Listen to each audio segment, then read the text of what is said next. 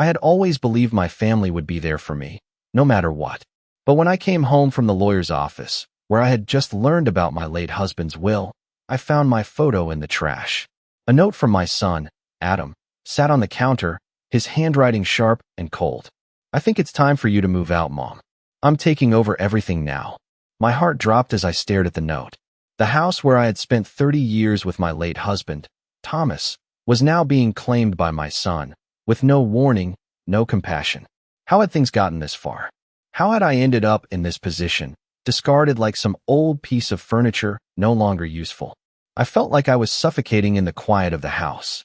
I could almost hear the echoes of laughter that once filled these walls, now replaced by the silence of betrayal. Thomas had promised me that I would always have a place here, that this house was mine to keep. He had worked so hard to make it a home for us.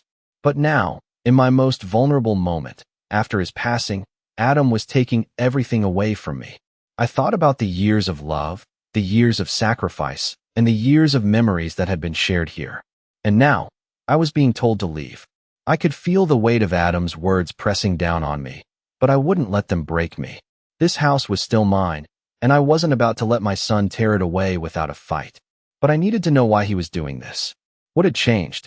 What had happened to the family that once shared everything, even the most difficult moments?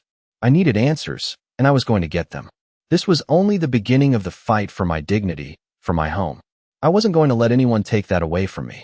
I sat in the living room, staring at the empty space where my family had once gathered. The room felt colder than it ever had before. I glanced at the old family portraits hanging on the walls, snapshots of happier times, of holidays and birthdays, of laughter shared with my late husband, Thomas, and our son, Adam. I couldn't help but wonder how things had changed so quickly. One minute, we were a close-knit family, and the next, I was being pushed aside, cast out of the life I had built for so many years. I walked over to the fireplace, where Thomas's favorite chair used to sit. It was now empty, just like the rest of the house. My heart ached with the weight of everything that had been taken from me. I had spent so many years being the caretaker, the one who kept the family together, who made sure everything ran smoothly. But now, it seemed like none of that mattered. Adam's words kept echoing in my mind. "I'm taking over everything now." My hands trembled as I picked up the note again. It wasn't just a message, it was a declaration of war. I couldn't understand it. Why was he doing this to me? Was I that much of a burden to him? I had spent my entire life raising him, loving him unconditionally. And this is how he repaid me? I looked down at the house, the home that had been mine for so many years, and it felt like it was slipping through my fingers. But I wasn't going to let him take it without a fight. I couldn't. I wasn't ready to give up just yet. The next day, I made an appointment with the lawyer who had been handling Thomas's estate. I had to know what my options were. I needed to understand what had happened to the will. I needed to know if there was something I could do to fight back. The law office was quiet when I arrived, the kind of silence that felt thick with tension. The lawyer, a man named Mr. Cooper, greeted me with a somber expression. I could tell from his eyes that something wasn't right. As we sat down, he began to explain the situation. "Your husband's will was clear," he said, looking over his papers. "It left everything to you, Martha. The house, the savings, everything." My heart skipped a beat. This was the moment I had been waiting for. But then, he continued, "However, there's been an issue with the execution of the will. Your son, Adam, has contested it. He's claiming that he's entitled to the property." My stomach sank. I couldn't believe it. Adam had contested the will. How could he do that? After everything Thomas and I had built together, after everything we had given him? Mr. Cooper went on to explain the legal process. It would take time, money, and effort to contest the will, and there was no guarantee of success. But I wasn't about to back down. I had to fight for what was rightfully mine. As I left the office, I felt a mix of emotions: anger, betrayal, and a growing determination. I wasn't going to let Adam take away my home, my memories, my life. I had worked too hard for all of it. I spent the next few days gathering all the evidence I could find: documents, photos, anything that would prove my case. I knew the road ahead wouldn't be easy, but I was ready for the challenge. As I sat at the kitchen table, going through old family photos, I couldn't help but remember how things used to be. Thomas and I had always worked together to build this life. Every room in this house held memories of our years together.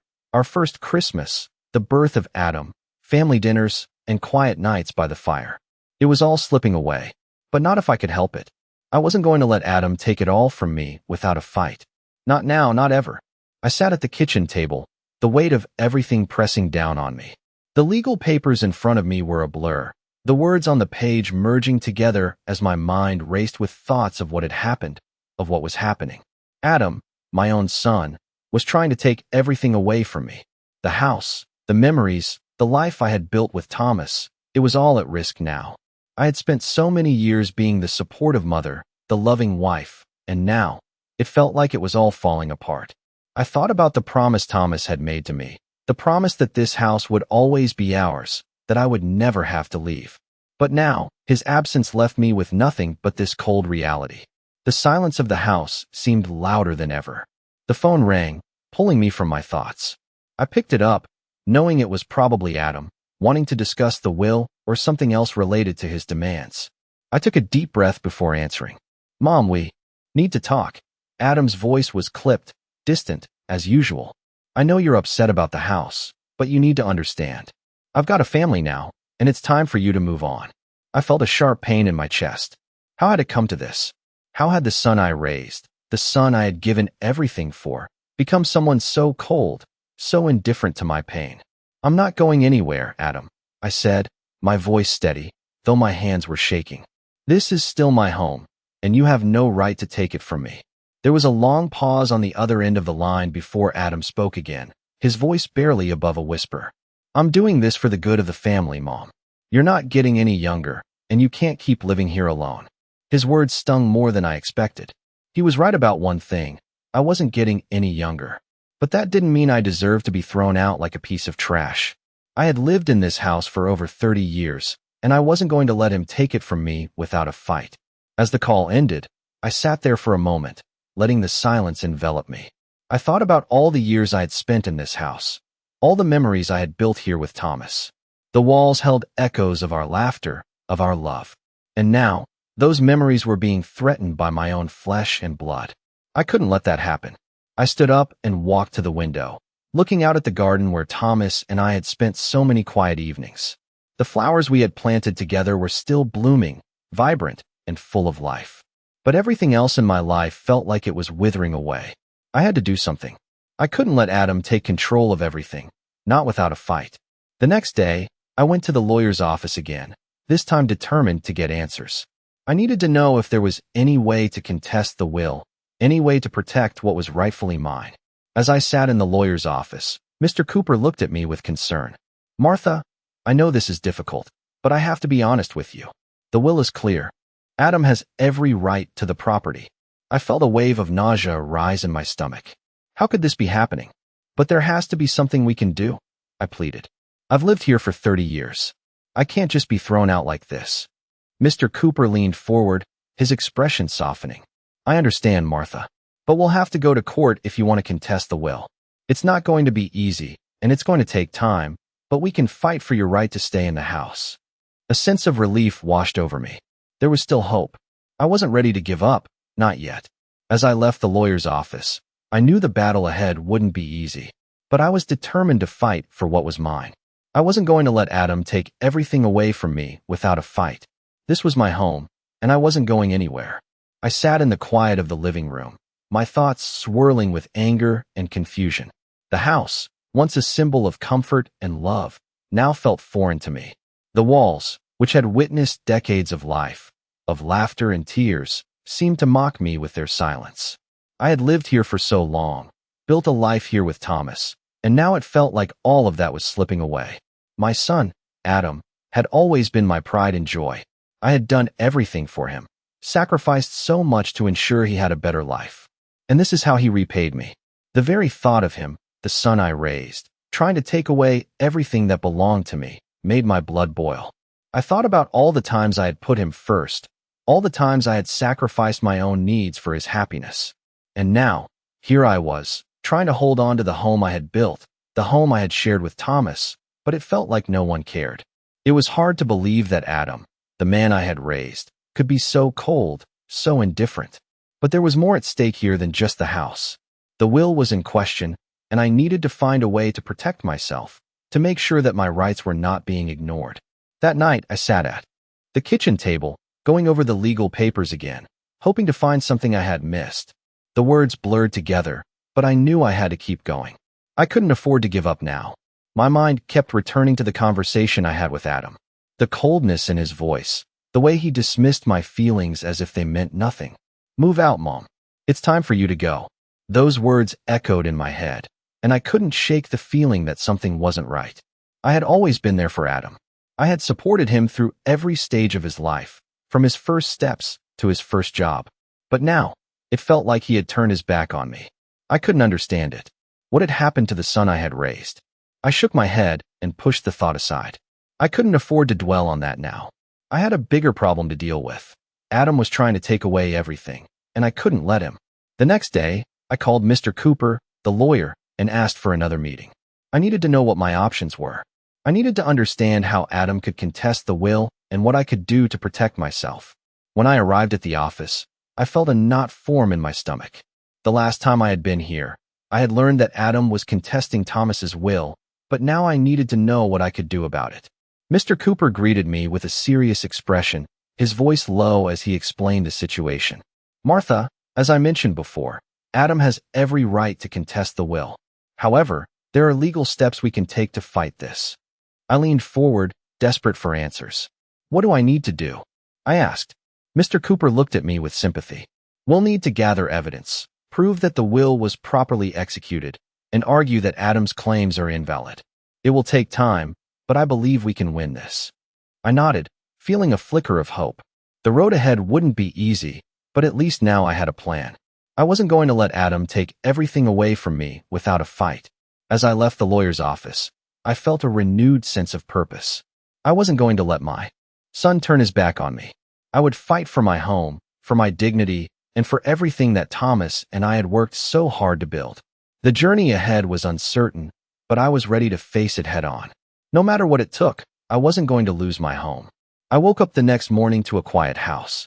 The stillness seemed even more profound after the chaos of the past few days.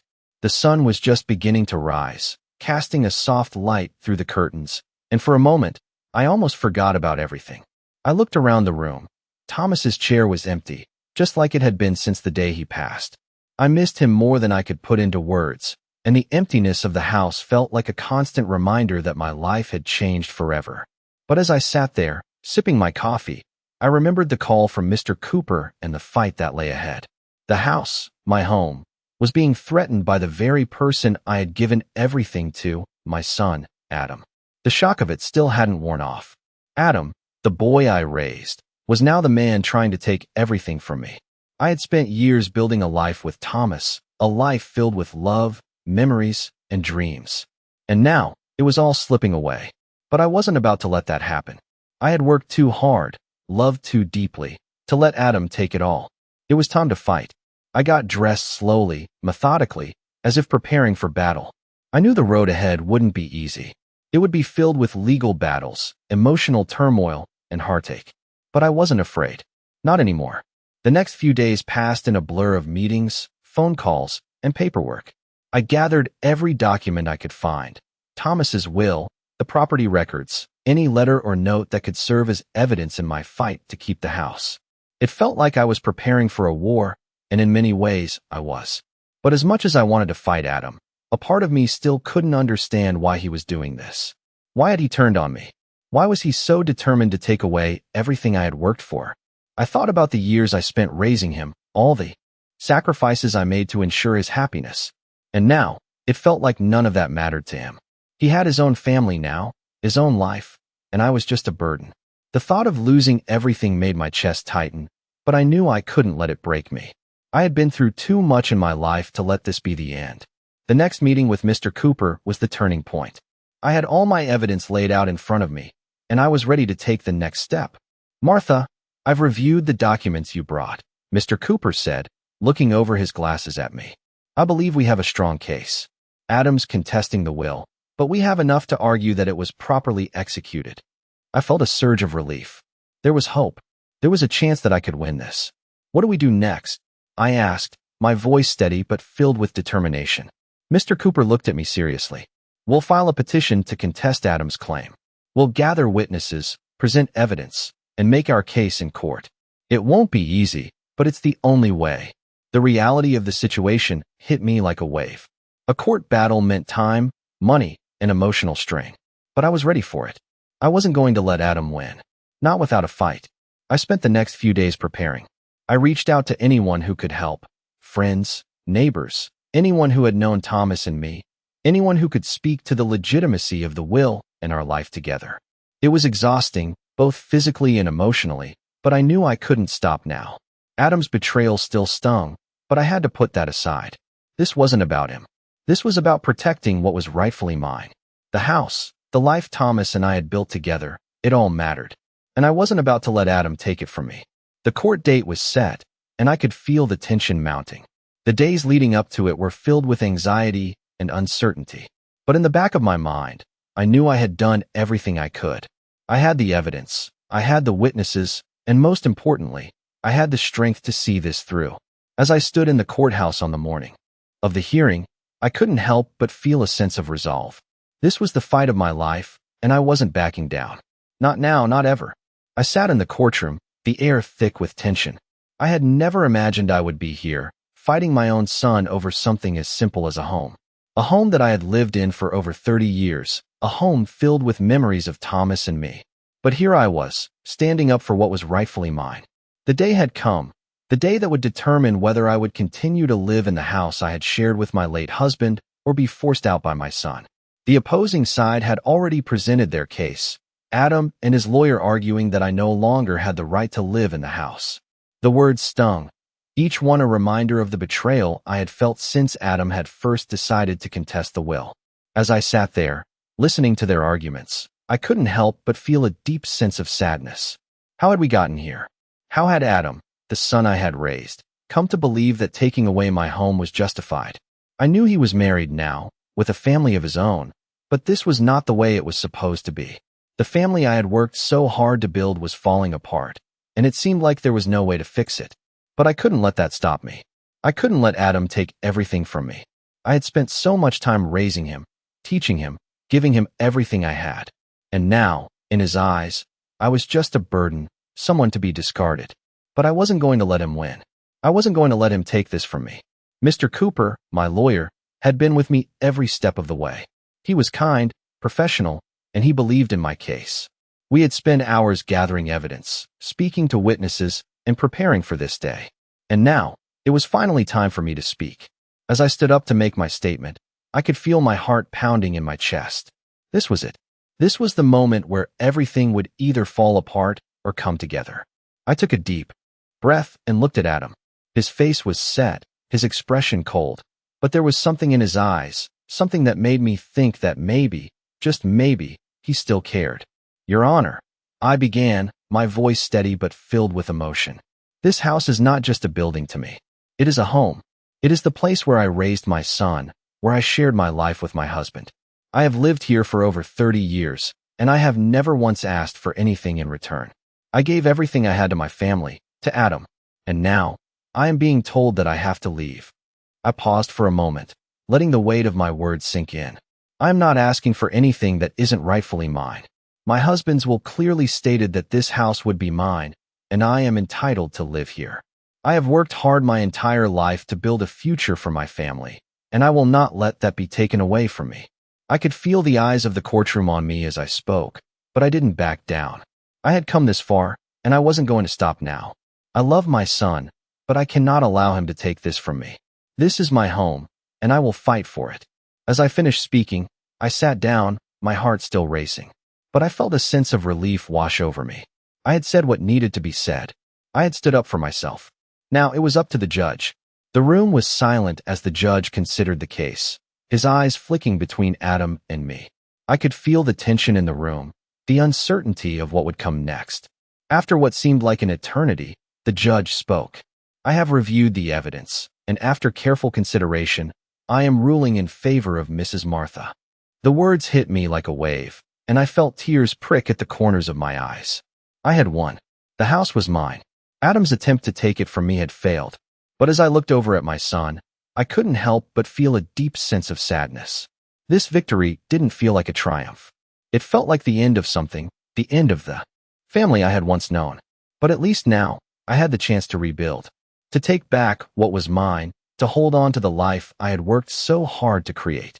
I sat in the quiet of my living room, the weight of the courtroom decision still hanging over me. The judge's words had echoed in my mind. I am ruling in favor of Mrs. Martha.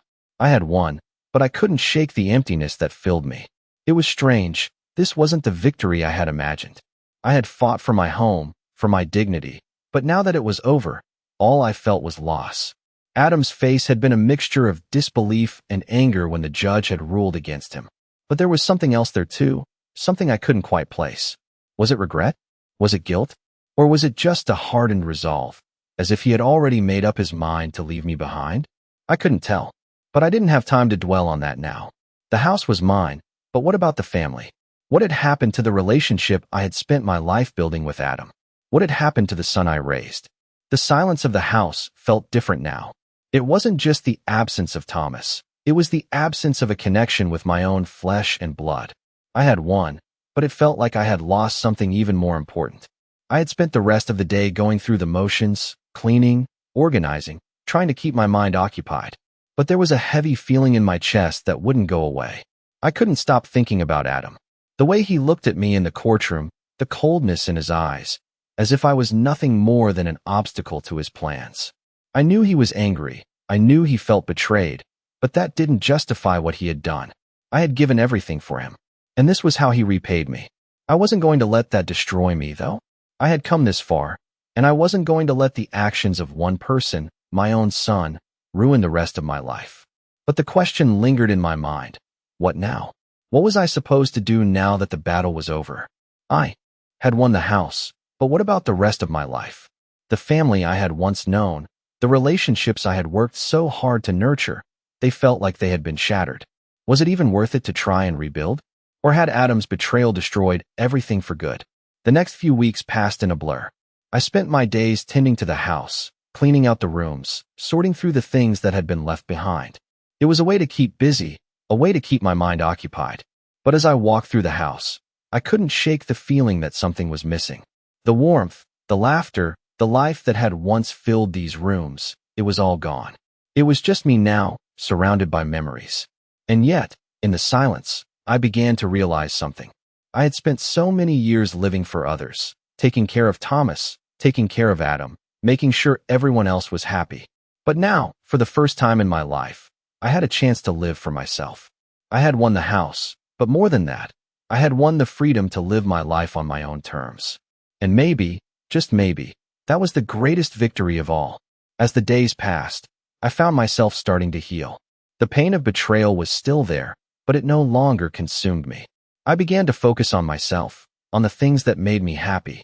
The house, the life Thomas and I had built, it was still mine. And I was going to take it back, one step at a time. I woke up to another quiet morning in the house. It was still the same house Thomas and I had built together, but somehow, everything felt different now.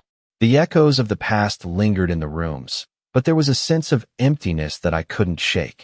It had been a few weeks since the court ruling, and the dust had settled. I had won the house back, but the victory felt hollow. Adam had not returned, and I wasn't sure if I ever wanted him to. I thought I would feel a sense of triumph, a sense of relief, but instead, I was left with a heavy silence. The house was still mine, but there was no joy in it. It was a place filled with memories of better times, and now, it felt like a reminder of everything I had lost. I spent the next few days organizing the things that had been left behind. Sorting through old boxes, letters, and photos, I found pieces of my life that I had forgotten about. There were pictures of Adam as a child, Thomas and me at family gatherings, moments that felt so distant now. I looked at them, and for the first time in weeks, I felt a strange sense of peace. Maybe this was what I needed. Time to reflect, time to remember the good, and time to finally heal. As I walked through the house, I began to realize something. This house, these memories, weren't just about Adam or Thomas, they were about me. This house had been my home for so many years, and I wasn't going to let it become a symbol of pain and betrayal. It was still my place, and I could still make new memories here. That evening, I sat by the window, watching the sun set behind the trees in the yard. The sky was painted with shades of orange and pink, and for a moment, I felt like everything was going to be okay. I wasn't alone. I had my memories, my strength, and my freedom, and that was enough. I decided to move forward, not just for myself, but for the woman I had once been. The woman who had raised a son, who had loved her husband with everything she had, and who had always put her family first. It was time for me to put myself first for a change. The next few days brought small steps of progress. I started to enjoy the things I used to love: gardening, reading, even cooking meals just for myself. It felt good to take care of myself, to do things that made me happy. I didn't need Adam's approval, and I didn't need to prove anything to him. The more I focused on my own happiness, the more I realized that I had everything I needed. The house was still mine, and I was still here, standing strong. As I sat in the kitchen one afternoon, sipping my tea, I thought about everything that had happened. The betrayal, the fight, the court ruling. It all seemed so far away now. I wasn't going to let it define me. The house was more than just a structure. It was a part of me, a part of my past, and now, a part of my future. I wasn't sure what that future would look like, but I knew I was ready to face it. The next chapter of my life was waiting, and I was going to make the most of it. I wasn't going to let the pain of the past hold me back any longer. I had learned so much from everything that had happened, and now, it was time to move on. With a deep breath, I looked out the window again, this time with a sense of hope. The sun was still setting, the sky still beautiful, and I was still here, stronger than ever. I spent the next few days in a kind of quiet determination, piecing together my life one small step at a time. The house was still mine, and it felt more like home every day as I began to reclaim it. The wounds from the battle over the will had not fully healed, but I had started to realize that the fight for this house was more than just about property. It was about my right to exist, my right to take up space in this world after decades of living for others. It had taken a while for the shock of Adam's actions to wear off, but now, I saw things more clearly. My son's betrayal still stung, but I understood it better now.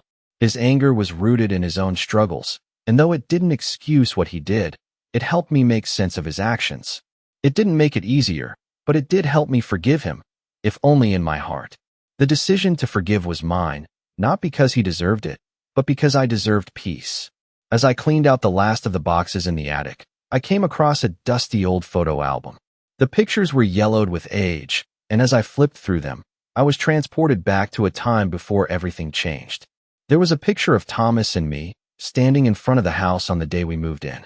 We were young, so full of hope, with so many plans for the future. The life we had built together seemed so simple then, so full of promise. And yet, looking at the photo now, I realized how much we had accomplished. The house had been a symbol of our love, our commitment, and our shared dreams. It was hard to believe how much had happened since then. I ran my fingers over the photograph, tracing the outline of Thomas's smiling face. He was gone, and Adam was no longer the son I had raised. But I still had the house. I still had the memories. And that was something no one could take away from me. I closed the photo album and placed it back on the shelf. It was time to move forward, to embrace the future with the same courage I had used to fight for this house. The next day, I decided to take a walk through the neighborhood. The sun was shining, and the air was crisp with the scent of fall. It was a simple pleasure, but it felt like a victory.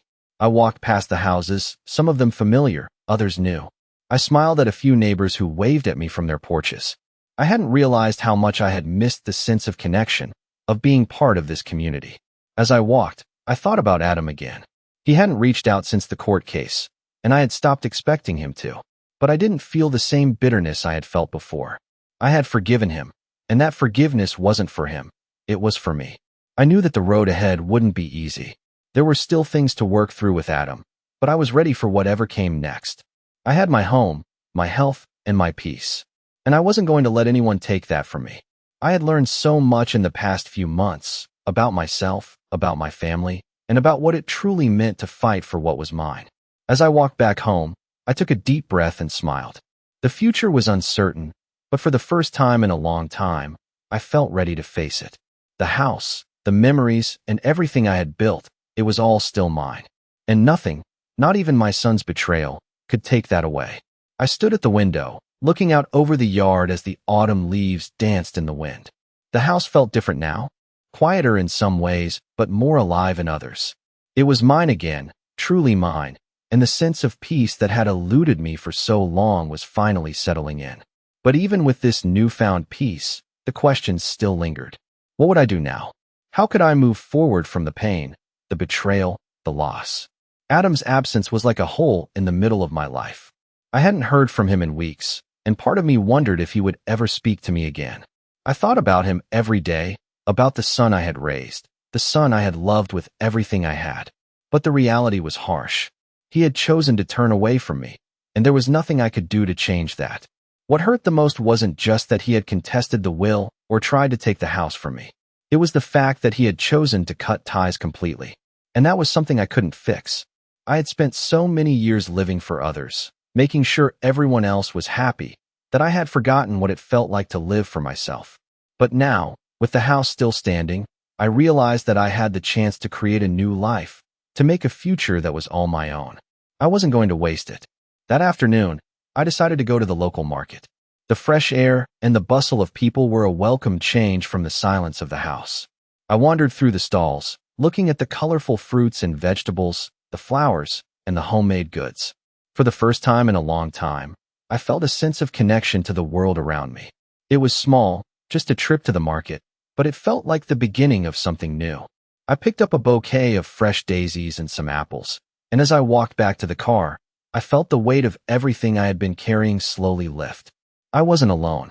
I had the world, in a way, and I was ready to step back into it.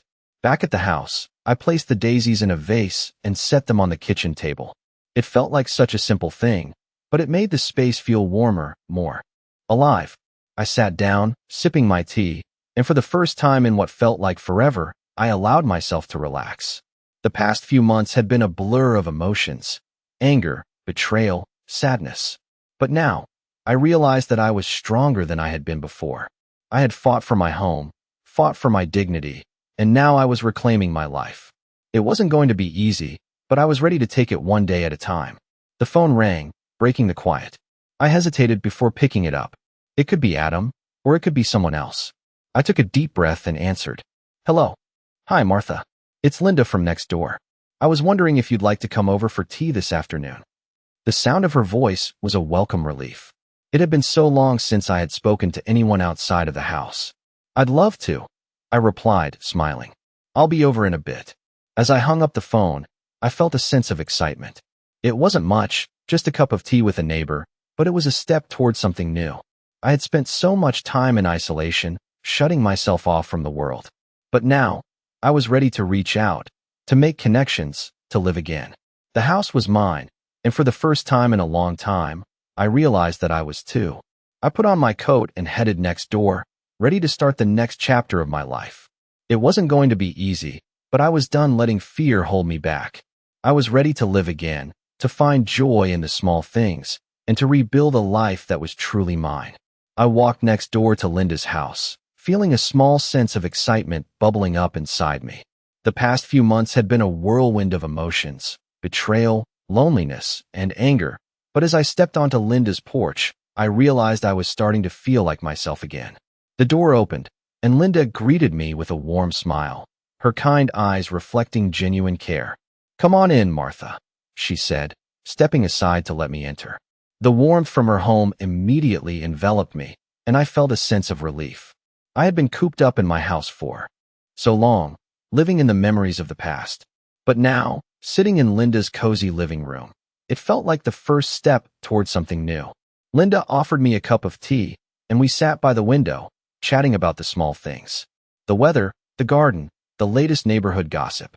It wasn't anything groundbreaking, but it felt good to be part of the world again, to have a conversation that wasn't weighed down by the burdens of the past. As we spoke, I couldn't help but think about how much had changed in such a short amount of time. Just a few months ago, I was consumed by anger and hurt, consumed by the betrayal of my own son. I had fought for my home, my dignity, and had won, but the victory had felt empty. Now, sitting in Linda's warm living room, I began to realize something. The victory wasn't just about the house. It was about reclaiming my life, about finding my way back to joy, to living for myself. I hadn't done that in years. I had always put others first: Thomas, Adam. But now it was my turn. Linda, sensing my quiet reflection, asked, "How have you been, Martha?" Really? Her question was simple, but it struck me. I hadn't really asked myself that question in a long time. How had I been? I had been lost, I realized. I had been so focused on surviving, on holding on to what was left, that I had forgotten what it meant to truly live. I've been figuring things out, I said slowly, my voice barely above a whisper. It's been hard, but I'm starting to feel like myself again. Linda nodded, a knowing look in her eyes. It takes time, she said softly. But you're stronger than you think. Her words resonated deeply with me. I had fought for so long, for so many things, that I hadn't stopped to acknowledge my own strength. The strength it had taken to fight for my home, to stand up for myself, to walk through the door and face a new world. As the afternoon passed, I realized how much I had missed these simple, human connections. Conversations over tea, sharing a moment of kindness, of understanding. It was something I hadn't experienced in far too long. And as I left Linda's house, I felt a sense of peace settle in my heart. The future was still uncertain, but I was no longer afraid of it. I was no longer afraid of the unknown. I had spent so much time living in the past, reliving old wounds. But now, I was ready to let go. The house was mine, but more importantly, my life was mine. I had the power to shape my future, to decide what it looked like. And for the first time in a long time, I felt hopeful. I didn't know what the next chapter would hold, but I knew that I was ready to write it. I wasn't going to let the mistakes of the past define me any longer. I was going to live for myself, for the woman I had always been, the woman who deserved happiness, who deserved peace. And that was enough.